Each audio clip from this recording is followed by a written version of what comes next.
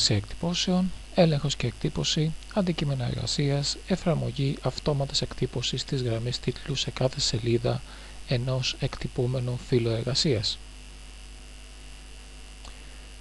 Όταν έχουμε μια καρτέλα τύπου λίστας όπως είναι αυτή εδώ, αν δούμε την εκτύπωσή της,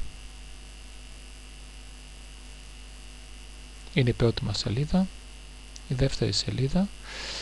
Σε τέτοιες περιπτώσεις έχουμε την ανάγκη η πρώτη γραμμή στο παράδειγμα αυτό όπου αναφέρει τι είναι το κάθε πεδίο να επαναλαμβάνεται στην κορυφή κάθε σελίδας.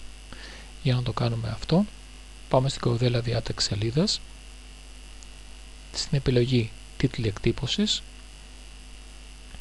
Εδώ μπορούμε να επιλέξουμε τις γραμμές που θέλουμε να επαναλαμβάνουν στην κορυφή κάθε σελίδας ή τις στήλες που θέλουν να επαναλαμβάνονται αριστερά στο κάθε μέρος κάθε σελίδας. Για επανάληψη γραμμών στην κορυφή,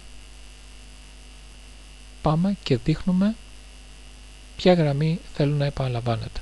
Ή το δείχνω κατευθείαν από εδώ, ή μπορώ να πατήσω τη διαμόρφωση και να πω ότι αυτή η γραμμή θέλω να επαναλαμβάνεται στην κορυφή κάθε σελίδας. Και OK. Αν πάμε στην περιεπισκόπηση εκτύπωσης, θα δούμε πια ότι η γραμμή 1 επαναλαμβάνεται στην κορυφή κάθε σελίδας.